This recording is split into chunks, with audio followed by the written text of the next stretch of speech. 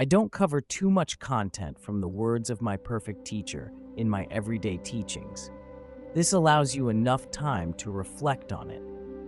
The text is different from those that are heavy in theory and require analysis, discussion, and debate to be understood. As long as you reflect on it carefully and put it into practice accordingly, you can experience its true meaning. It may take me a bit longer to complete the entire teaching. This way, you will have enough time to contemplate the content. Without contemplation, it is hard to receive the real benefits. While listening to the teaching, I hope you won't get bored. Ordinary people tend to favor new things over old ones. If each Dharma class focuses on a new text or topic, they remain curious. However, if the teaching of the same text or topic continues for too many classes, they may become reluctant to attend.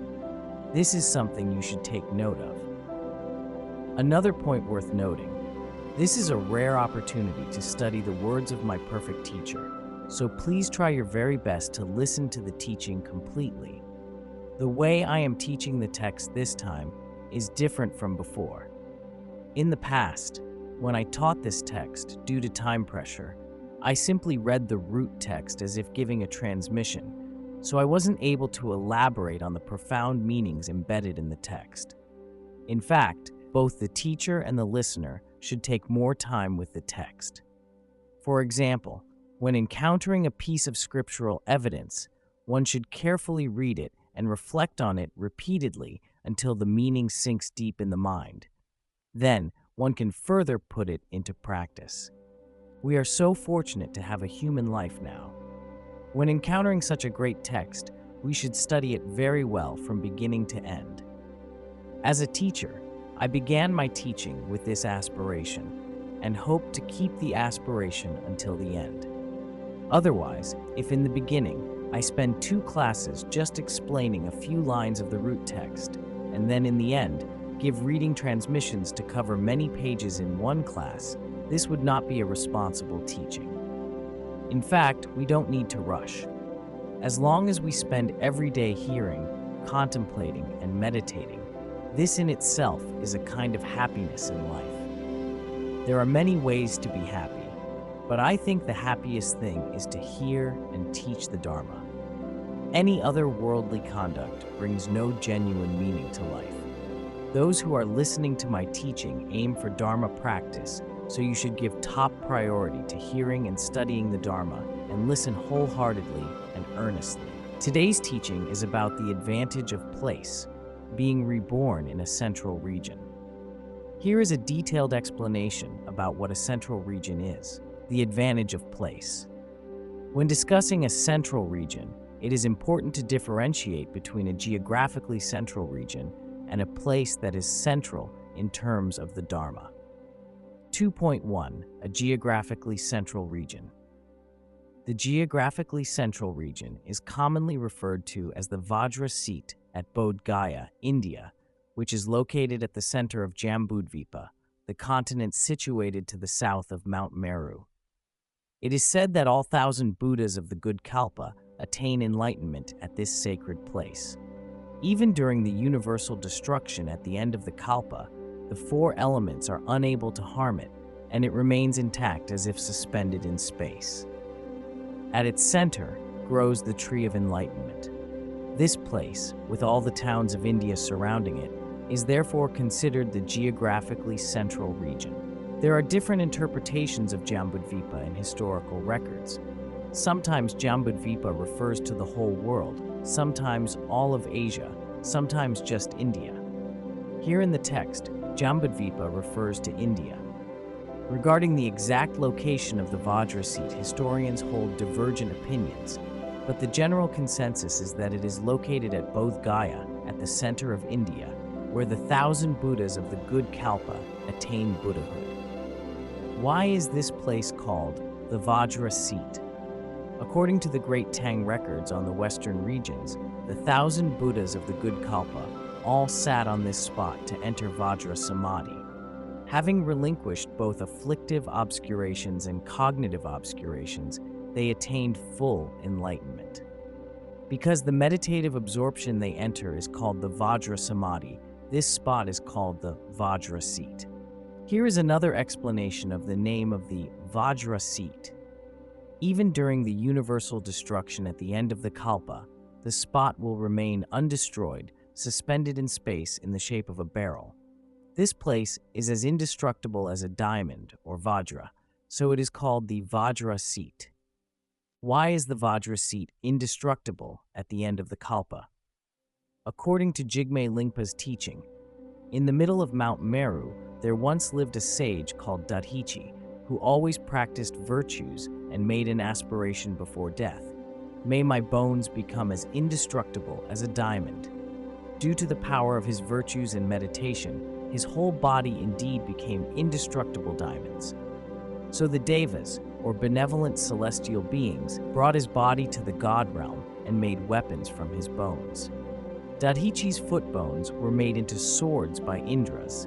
His ribs were made into short spears by Isvaras. His hip bones were made into wheels by Vishnus. In the process of making the weapons, a large amount of diamond powder fell down and landed in the center of India, turning the place into a barrel-shaped diamond. Here is the description of the Vajra Seat in the Great Tang records on the western regions.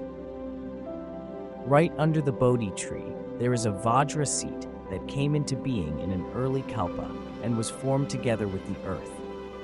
The Vajra Seat sits in the 3,000 worlds, its bottom touching the gold wheel and its top pushing the borders of the earth.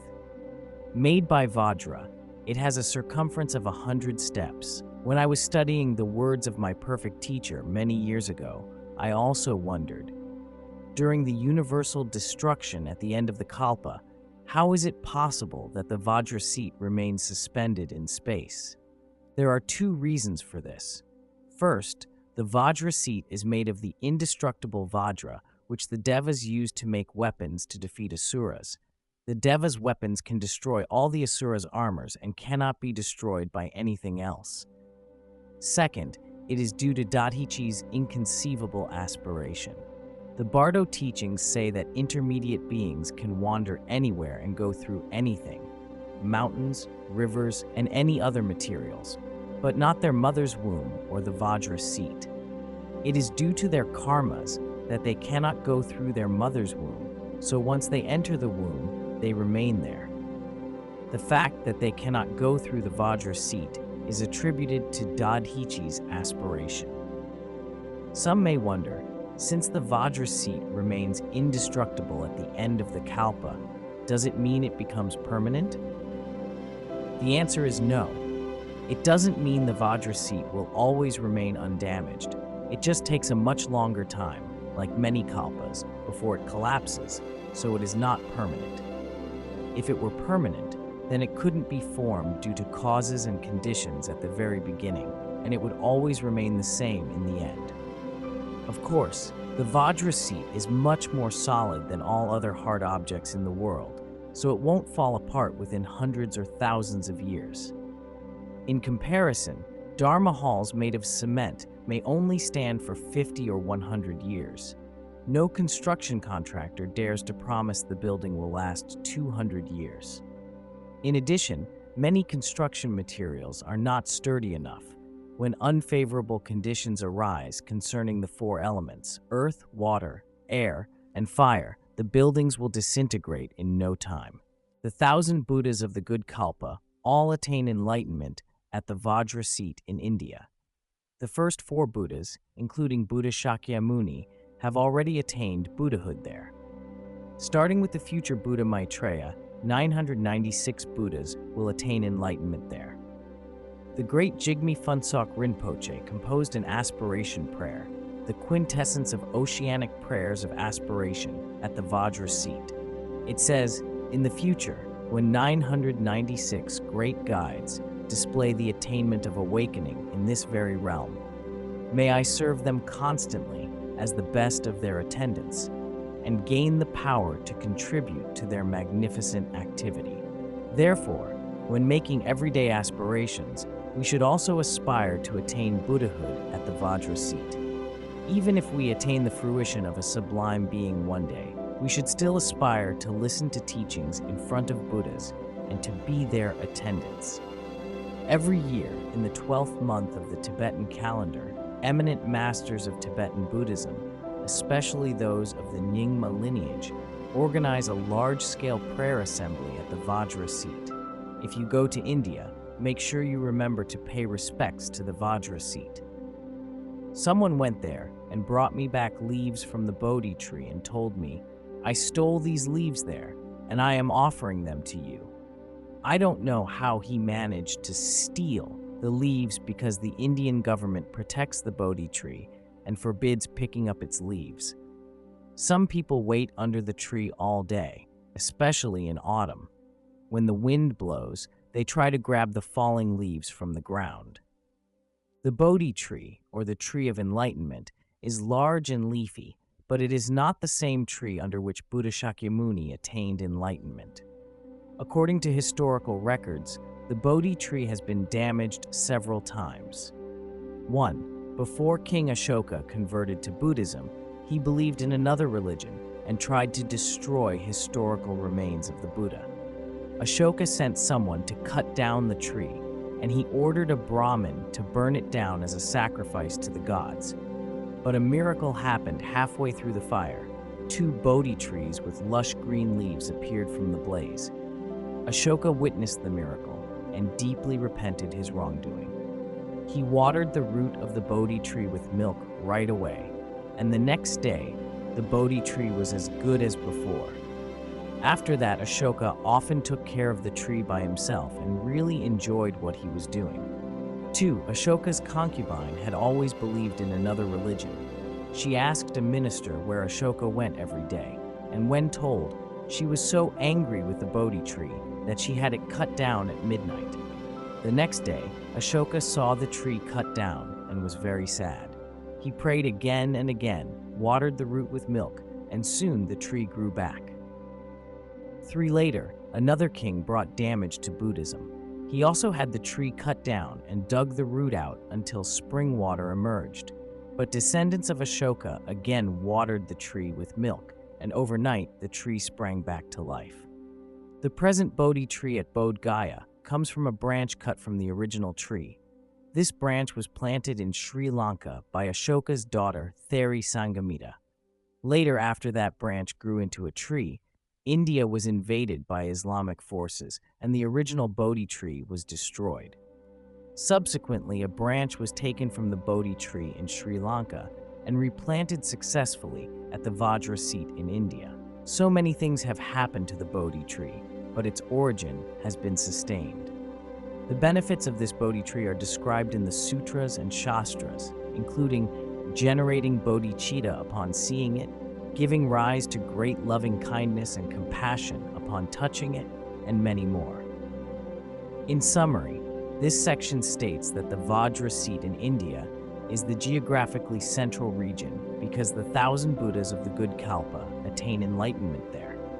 Meanwhile, all the towns of India around the Vajra Seat, such as Sarnath, Vaishali, and Rajgir, the places mentioned in the Vinaya, are also considered parts of the central region in terms of geography. From this perspective, Tibetan regions and Han regions are said to be peripheral. 2.2. The central region in terms of the Dharma. In terms of the Dharma, a central place is wherever the Dharma, the Buddha's teachings, exists. It is a place with teachings and realization of the Dharma. In particular, this is a place where someone is giving teachings, and someone is hearing, contemplating, and meditating, thus continuing the wisdom life of the Buddha. Of course, there exist different specifications. Some believe a central place in terms of the Dharma is wherever copies of Amittaya Sutra are, while others say a central place is wherever monasteries are. In fact, true Buddhism consists of hearing, contemplation, and meditation. It may not be valid to say a place is a central region simply because a copy of a certain sutra exists there. If nobody believes in Buddhism in a city, or if their faith is rather superficial, even if they claim to be believers, but there are a few copies of Amittaya Sutra in that city, would this place be qualified to be a central place? I am afraid not. Only places with teachings and realization of the Dharma qualify as central places. Places without these two are said to be peripheral. From the time the Buddha came into this world, and as long as his teachings still existed in India, India was a central place for both geography and Dharma, because it is the place where the Buddha attained enlightenment and where the Dharma existed. However, during the lifetime of Patrul Rinpoche, 1808 to 1889, the Vajra Seat was occupied by Tirthakas, and the Dharma had almost disappeared in India. Thus, as far as Dharma is concerned, even Bodh Gaya in India is a peripheral place. When we visited India, the locals told us that Buddhism was destroyed by invading Muslim forces and disappeared from the land of its birth until after India achieved independence in 1947. It is a fact that most of India was once invaded and occupied by Muslims. In his travelogue Journey to Countries, Jendon Chafel, 1903 to 1951, mentioned a householder named Dharmapala who, risking his life, protected the temples, statues, and stupas, including the Mahabodhi temple, around the site of the Vajra Seat. Dharmapala also protected sacred sites such as Sarnath. Muslims who invaded India brought substantial damage to Buddhism there, as evidenced by the broken Buddha statues preserved in the Deer Park Museum. The destruction that Muslim forces caused to Buddhism is equivalent to that brought by the Cultural Revolution in Tibetan and Han regions of China. During the political upheaval in China, Buddhism suffered horrendous damage. Someone commented that the upheaval marked a good period of time. Whether it was good or bad, I believe all the seniors who experienced it in person have the right answer. Take the Tibetan regions, for example. Several thousand monasteries were demolished, Buddha statues were thrown into rivers, and scriptures were burned. In many Tibetan areas, my hometown included, monastics were forced to disrobe, Dharma halls were burned down, and nothing but ruins were left at the sites of prior monastic residences. I was a kid during the upheaval. When herding yaks, I would go to a monastery site and dig under the walls. Occasionally, I found some broken statues or scriptures. I remember once I dug out a thangka and was so excited that when I was still a distance from home, I cried out aloud, "I found a Buddha image. I found a Buddha image." I brought the thangka home with great joy, but was beaten by my parents. They scolded me. "The situation is so bad now. How dare you shout like this? Are you not afraid that our neighbors hear you?"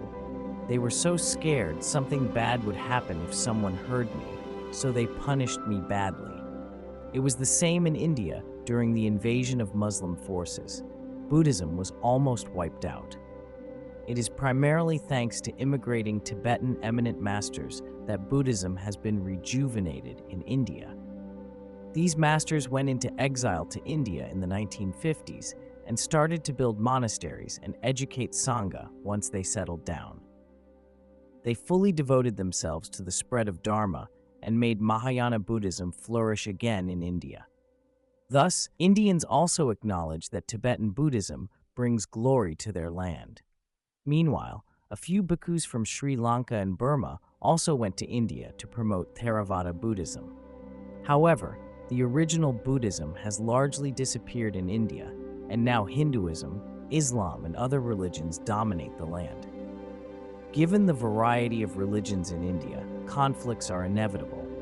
Religious violence and riots have periodically occurred in India, so media coverage often features such mishaps with headlines such as XX temple was burned down or riots between X religion and Y religion. Therefore, there are not many local Indians who believe in Buddhism. The majority of those who do pilgrimage to sacred Buddhist sites, such as the Vajra Seat and Sarnath, are non-Indians. You would have noticed this if you've been there. The patrons of Tibetan masters are rarely Indians. Most of them are Taiwanese and Americans. We just discussed whether India should be considered the central region in terms of Dharma. Now let's analyze the historical evidence about Tibet, the land of snows, to understand the rise and fall of Buddhism in Tibet. Some people may not pay much attention to the history of Tibet, but I think we Buddhists should know something about it. Nowadays, many introductions to Tibetan Buddhism and Tibetan history are mixed with hidden agendas. Although we don't play the same game, it is very important that, as Buddhists, we care about the history of Buddhism. Take me for example. Although I grew up in the Tibetan region, I also value the history of Chinese Buddhism. So very often, I read histories of the Pure Land School, Chan School, and Tiantai School. When I visit a Han Chinese Buddhist temple, I take time to ask the abbot about the history of the place, saying, "May I know who established this temple? How long has it been here?" I am eager to know all these facts. Knowing others' history and experience can greatly benefit me because I always find things worth learning about. Similarly, you should also know the history of Tibet, which will help you reflect on whether Tibet is a central or a peripheral region. Then, you'll know that geographically speaking, Tibet is a peripheral region, whereas in Dharma terms, Tibet is a central region. In the days of the Buddha, Tibet, the land of snows, was a sparsely populated land to which the Dharma had not yet spread. The Buddha prophesied, "In the land of red-faced Rakshasas, lakes will gradually recede in the future. Humans will come into being. Then the Dharma will widely spread there." During the Buddha's time, there were very few human inhabitants, and Dharma didn't exist in Tibet, so the land was called a border country. As mentioned in many texts, such as the biography of Atisha and the biographies of Padmasambhava. Years later, Tibet was populated by a human tribe descended from an ape, who was believed to be an incarnation of the noble Avalokiteshvara, and a crag demoness, who was believed to be an incarnation of Tara. Over time, the population grew, and many kings and ministers, who were seen as emanations of sublime beings, came into the land of snows. These emanations started to propagate the Dharma throughout the land of snows and to bring benefits to all sentient beings. There are other accounts regarding the birth of the first Tibetans. But since we are not having a history class today, I won't expand on it. Actually, I have good knowledge of Tibetan history because my concentration at the normal school I attended before my ordination was Tibetan language, so I went through many books on Tibetan history.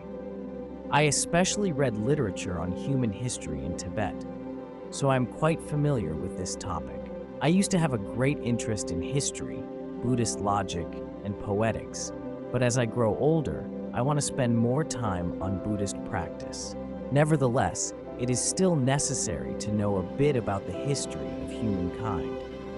There are many videos and books covering the history of Tibet, but some interpretations are too twisted. Not having an in-depth understanding of Buddhism, some scholars and journalists simply fabricate an explanation when encountering something profound, which inevitably distorts the true reality. When I happen to see such a video or book, I am often a bit speechless. It doesn't make sense. This is often the reaction of a Buddhist who reads a non-Buddhist's account of the history of Tibetan Buddhism. If you read through the long history of Tibet, you will find that the historical evolution of Tibet differs significantly from other places. Although Tibet doesn't differ too much in the evolution of politics, military affairs, technology, culture, and so on, Tibet truly stands out from the perspective of benefiting beings and propagating the Dharma. One shouldn't hold a narrow-minded understanding about those Tibetan emperors, for example, with some people thinking King Songtsen Gampo, c. 670 to 698 CE, was cruel because he was featured killing yaks in some films. Looking back in history, these emperors contributed immensely to the propagation of the Dharma, for which we should feel truly grateful. There are various accounts regarding the list of the early emperors of Tibet, but the consensus list consists of 7 heavenly trees, 2 middle kings, 6 lek kings, 8 kings, 5 later Tsen kings, and more. The last king of the 5 later Tsen kings is Lotho Thori Nyingtik, the 28th king of Tibet, and the emanation of Bodhisattva Samantabhadra, according to historical records.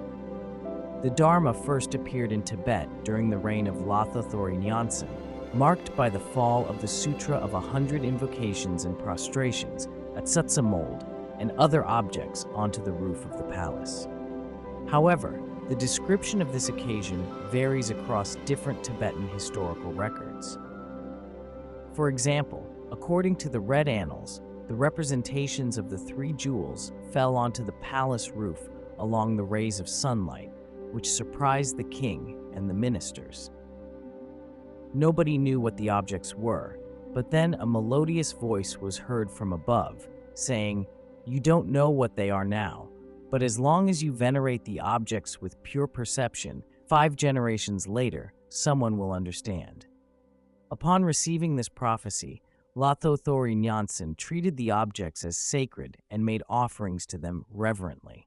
Other historical books, including the Nyingma School of Tibetan Buddhism, Its Fundamentals and History by Dudjom Rinpoche, 1904 to 1987, argue that the above account, the sacred objects falling onto the palace roof, is from Bon, the indigenous religion of Tibet, and is not consistent with what truly happened. The historical truth is as follows. 2 panditas and a translator visited the king from India, handed him the sutra, designed like a jewel chest, the Sutra of the 6 Syllables, and a golden stupa, and told him, 5 generations later, a person who understands them will appear in this world. Despite the differing accounts, the period of Lotho Thori Nyingtik is generally considered the start of Buddhism in Tibet, when the representations of the 3 jewels appeared in the palace. The period of Lotho Thori Nyingtik is dated around the Eastern Jin dynasty, c. 317 to 420, but some historians hold different opinions.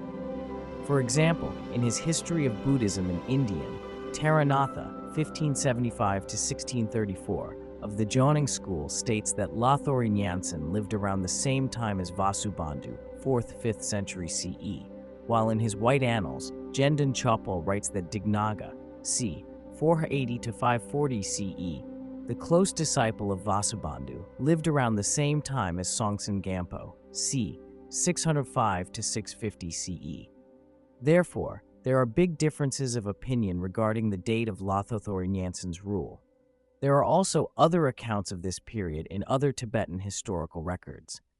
Nevertheless, the period of Lotho Thori Nyingtik must be before the Tang dynasty, 688 to 907 CE. Lotho Thori Nyingtik was a great Tibetan king. He was enthroned at 13 years old and received the representations of the 3 jewels at 60.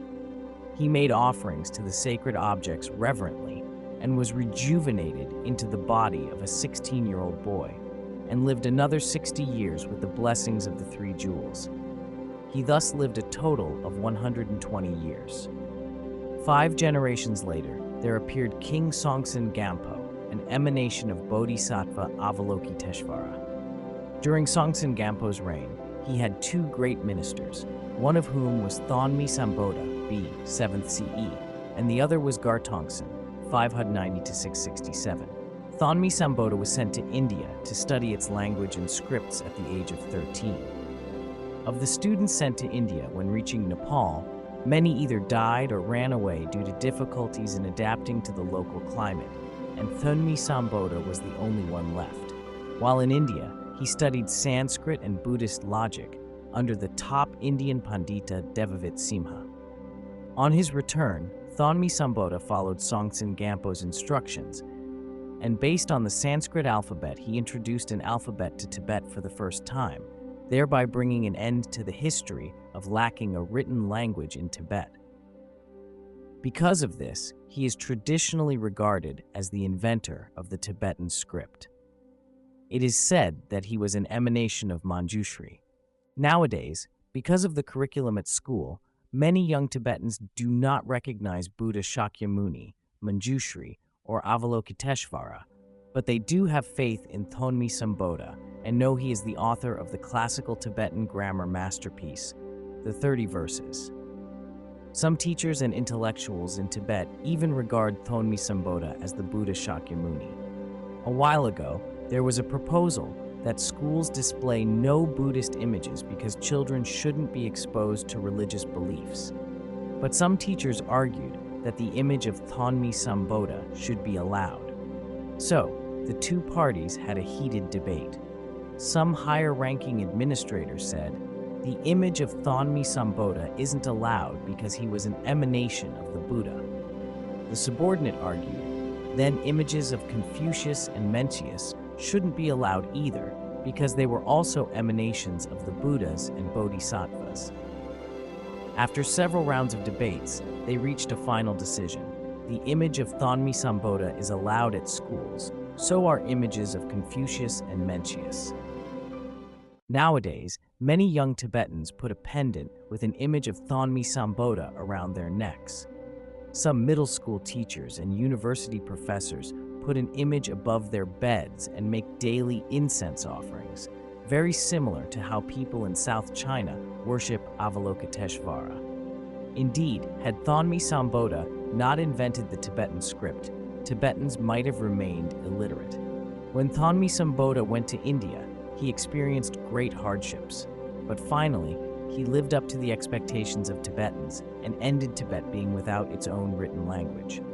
After returning from India, Thonmi Sambodha sang proudly before the king, "You are the king like a sun, and many ministers are like stars, but no one excels me in terms of contribution." Songtsen Gampo sincerely thanked him. Thonmi Sambodha not only invented the Tibetan script, but also brought Dharma teachings back from India. Even King Songtsen Gampo listened to his teachings with great veneration. Thonmi Sambodha translated 21 sutras and tantras of Avalokiteshvara into Tibetan, including the Sutra of 11-faced Avalokiteshvara, the Lotus Sutra, the White Lotus Sutra, and the Great Compassion Dharani Sutra. He also translated the Powerful Secret, the sacred objects that fell onto the palace roof during the time of Lotho Thori Nyatsen, including the sutra designed like a jewel chest, the Sutra of the 6 Syllables, and various other texts. Later, King Songtsen Gampo himself displayed multiple forms, and along with his minister Gartongtsen, the emanation of Bodhisattva Vajrapani, he employed miraculous means to defend the country. He took 2 princesses to be his queens, the Chinese Princess Wencheng of the Tang dynasty and the Princess Tritsun, the daughter of the Nepalese king Amsuvarman. When relaying the marriage proposals, Gartongtsen encountered many difficulties created by Emperor Taitsung and King Amsuvarman, but he managed to solve all the issues with his intelligence and wisdom. Gartongtsen displayed great competence, so Songtsen Gampo valued him very much. At that time, Gartongtsen was involved in many national affairs, including military, economic, and national security and defense. Therefore, in terms of Buddhism, Thonmi Sambodha's contribution excelled others, whereas in terms of worldly affairs, Gartongtsen was second to none. The 2 princesses were emanations of Tara. Tritsun was the wrathful Tara, and Wencheng was the peaceful Tara. Both princesses brought numerous representations of the Buddha's body, speech, and mind, which included the 2 statues of Buddha Shakyamuni, the actual representatives of the Buddha. Initially, the statue of Jowo Shakyamuni, or the famous Jowo Rinpoche, was presented to the Chinese emperor by a Buddhist king of Bengal and became the representative of the 3 jewels in the Chinese palace. Gartongtsen was so clever that he managed to persuade Princess Wencheng to bring the statue with her to Tibet. It was also said that the marriage proposal was made because Gartongtsen knew the princess was a faithful Buddhist, and she could bring the statue to Tibet. At that time, many eminent masters, others said it was Princess Wencheng instead, checked the terrain in Tibet and noticed that the whole place looked like a demoness lying on her back, with a large lake located at her chest. The master said if the lake was not covered up, Buddhism in Tibet would encounter various setbacks and difficulties in the future. He said the lake should be filled up with the dirt carried by a white goat, said to be an emanation of a bodhisattva. Gartongtsen led the goat to carry dirt from afar and passed through many places along the way. There was a place in my hometown, Luhuo County, where Gartongtsen stayed overnight with the goat. The spring from which Gartongtsen and the goat drank has become a miracle spring. Drinking it can help prevent illness, and if one does fall ill, it can aid in a swift recovery. In certain cases, it can even cure cancer. For instance, my mother told me a story about the spring. When I was a toddler, I was once very sick, but my family couldn't afford to send me to a doctor. Therefore, to save my life, my mother carried me to the spring, traveling day and night. It took her a few days to finally arrive and give me the spring water, and I indeed recovered. So, whenever I pass by the spring in Luhuo County, I think gratefully, it was because of this spring that I am able to live up to now. Gartongtsen's footprints were left in many places, including Lhagang, a small town in Gar, and Mount Jizu, a holy mountain in Yunnan province. Such places are full of blessing power, marked as indelible historical symbols for later generations. The lake was filled with dirt carried by the white goat, and then the Rasa Trulnang, i.e. Jokong Temple, was constructed on the very spot to subdue the demoness at her chest. Meanwhile, at the points of the demoness' 4 limbs, 8 temples, including the Thadul and Yangdul, were built. All the temples were constructed at precise points to subdue the demoness, so she couldn't stand up, and thus the Dharma can always thrive in Tibet. Later, the king built a considerable number of temples, large and small, and since then, Buddhism has been formally established in Tibet. I often think, the dependent arising is so incredible. The wisdom eyes of the eminent masters are also so incredible. It is not because I am Tibetan that I praise in this way. It is due to the facts of what truly happened.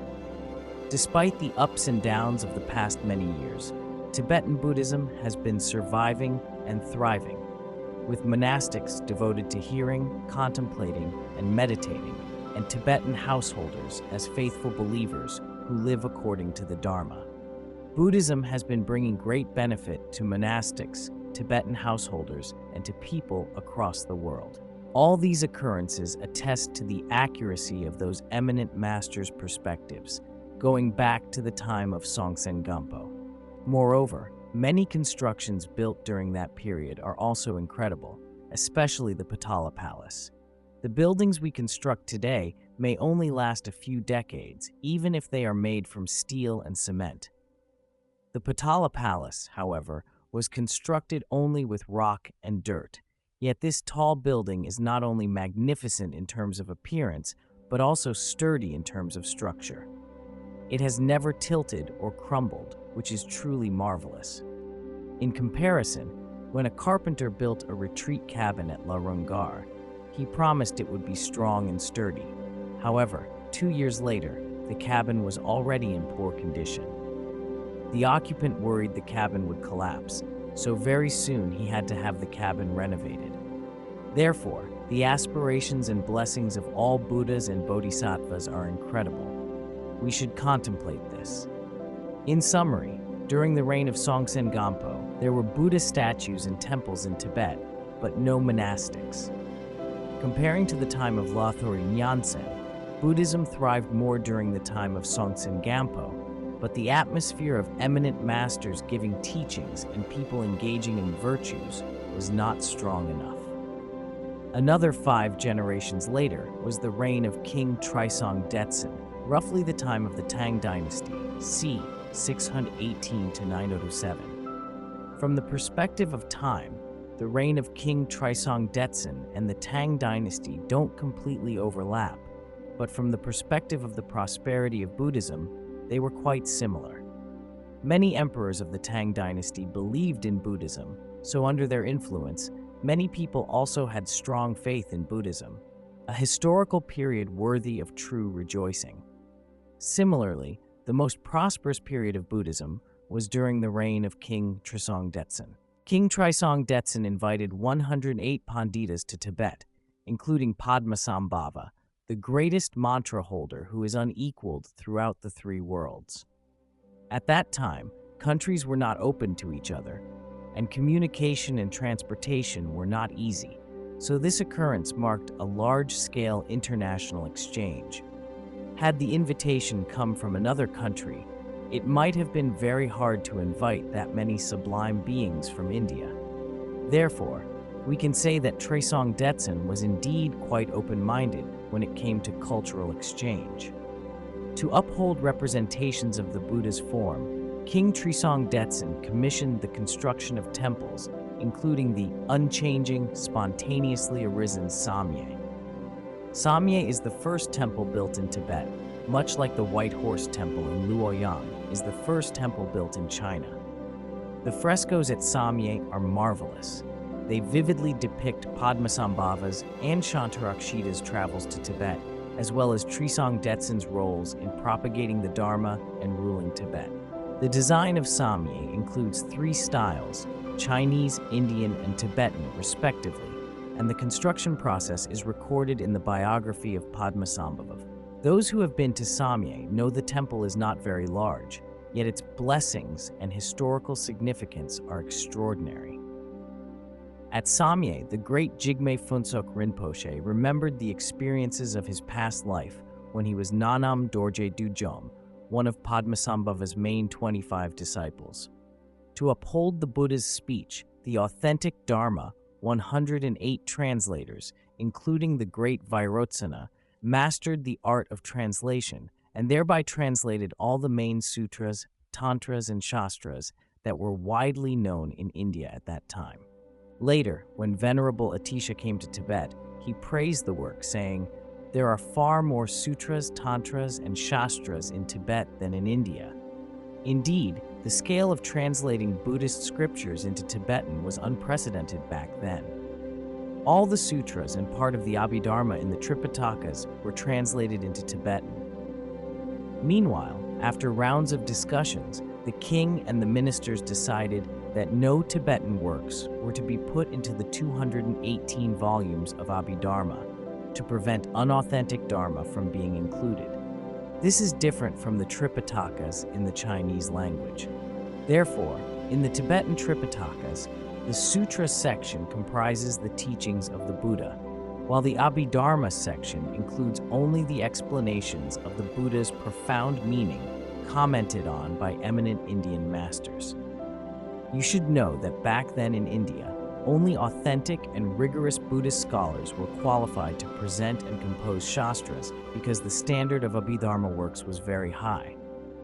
Translating the Dharma into Tibetan was very arduous back then, but the benefit it brought to Buddhism and sentient beings is incredible. In addition, to test whether Tibetans could uphold the monastic precepts, Trisong Detsen asked 7 men for testing to be ordained as monks, thus forming the Sangha to uphold the Buddha's mind. The test was a great success. From that time up to the present day, the teaching of the Buddha has shone brightly in Tibet like the sun. Despite challenges such as Longdharma's persecution of Buddhism, the Buddha's teaching has never been lost in either of its aspects, transmission or realization. Thus, Tibet, as far as the Dharma is concerned, is a central region.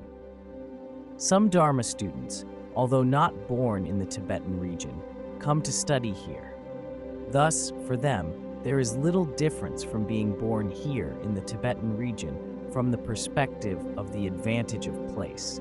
Or, although you were not born into a Buddhist family, you visit temples often after becoming a Buddhist, which can also be considered as being born in a central region. You have the advantage of place. Otherwise, if having a family that doesn't believe in or even rejects Buddhism is considered being born in a border region, then most people won't have the 10 advantages. Some monastics received their ordination years ago, but kept it a secret from their families. Some family members found out later and even sent letters to a government office, reporting that the monastic is a person with misconduct. Alas, some people are truly pitiful. They don't believe in Buddhism, and they even try to destroy their children's monastic life and pull down some Buddhist groups. Recently, I read a letter by a monastic parent that was mailed to a government office. People like this are truly pitiful. However, there is nothing we can do because they are entangled by their own karmas, and they cannot help doing things like that. To summarize, we should all carefully examine whether we are in a border region or a central region. It is very important to always live in a place where the Dharma thrives. Although some people have already taken ordination or received precepts as a householder, they may gradually disrobe or discard Buddhism due to the insidious influence of their families or cultural background. Therefore, it is crucial for us to choose the right place and the right Dharma peers. Monastics at Larungar sometimes take a leave to visit their families, which makes sense, but I always worry whether you will return. I worry because the residents in your hometowns are non-Buddhists, and some of them even slander Buddhism, and you haven't developed a strong sense of confidence in the Dharma through practice yet. Although you've generated a bit of renunciation thanks to the blessings of the three jewels, such a virtuous mind may just be temporary, so it can be easily veiled by the dark clouds of non-virtuous thoughts.